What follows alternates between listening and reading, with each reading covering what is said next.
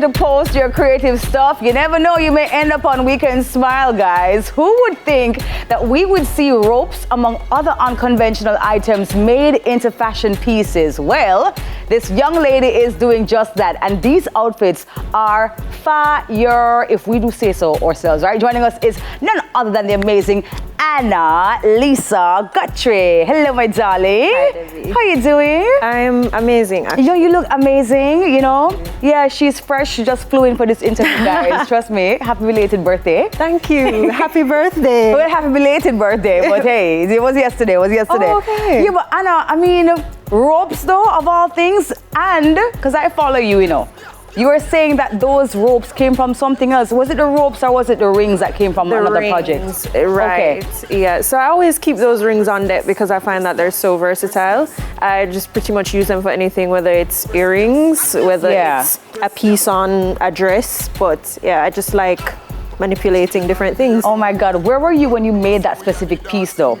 I was in Colombia for my birthday. But people travel with them clothes in them suitcase. You go and you make your own stuff. I traveled with a glue gun and ropes. Oh my God. Did you know what you would want to make, or did it just come together along the way? It came together along the way. I started the top when I was at home. Okay. And I realized that I couldn't finish it in time. So I was just like, well, looks like I'm carrying everything, and then I realized I didn't have enough rope, so I went to buy more rope before the flight, rushed to the airport, and Yeah, and it's important to let our viewers know that this is not her first rodeo, guys. This lady is a renowned creative director. She has so many hats. I mean, list a couple of them, I don't feel no way at all about doing so. You are also a creative director. You've made prop designs. Too many things. I used to photograph as well. I still do from time to time. Wow. How did it all start, though, in terms of that creative eye? Where did it come from? To be honest, I don't really remember a time where I didn't. I think from as early as maybe a grade 5, I really liked creating things. I loved drawing, and I found that that was kind of my pastime. I think when everybody had sports and all these other extracurricular activities, I was kind of always just in my book sketching. Yeah, but these designs are so unconventional. We just saw one a while ago with some tape measure as well. Like, we briefly saw that. We can't hold it on the screen for much longer. But that also came out of what kind of inspiration? Right, so the first time that I started doing these videos, because a friend of mine had actually said, you go out and you make these stuff all the time anyways, you do something quickly before you go out, why not just do videos and post your work? And I was like, everyone knows I design, nobody's gonna be excited to see what I'm wearing to an event. And I was very wrong. I started videoing them, and I started off with some shirts from some of my friends, some flannels, and I made outfits out of that. And then after, I was like, I want to make this super exciting, so I asked the people that follow me on Instagram to send me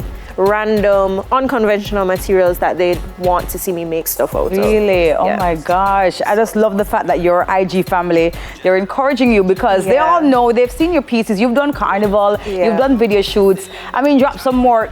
You're being very modest right now with that career in you. But seriously, give us some insight into the kind of work that you have done.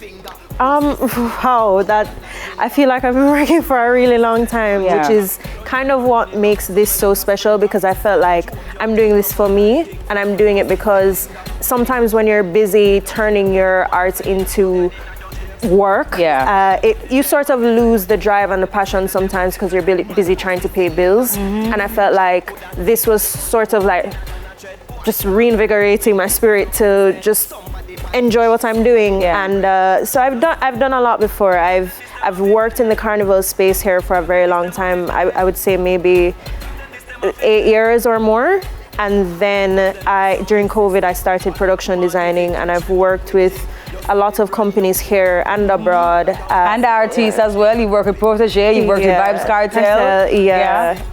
And it's been an exciting journey. And I think that also pours into the journey of me making these clothes, because I never realized I'd love so much the idea of matching the songs. Yeah, I think I love doing these videos to Jamaican music specifically, because I'm so passionate about just creativity across the board in Jamaica. I love that. I love the fact that you said that, because oftentimes we underestimate the kind of creative juices that we have flowing through this country. Yeah. And our creatives, because we work so hard, tend to be very quiet about it, you know? Yeah. So I'm very happy to see that you have decided to put it out there right now. And I want to ask you, I know this may be hard for you to identify a soul project, but can you tell me, in your estimation, your most complex but yet iconic piece to date?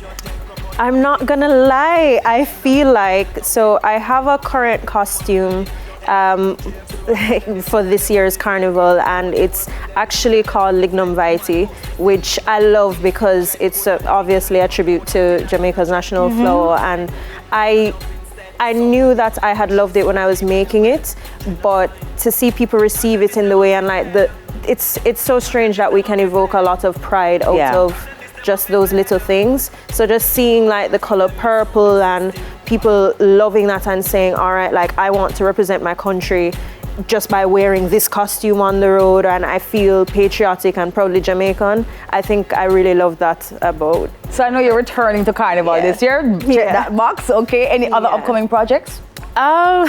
So I have a few on deck that I can't speak about.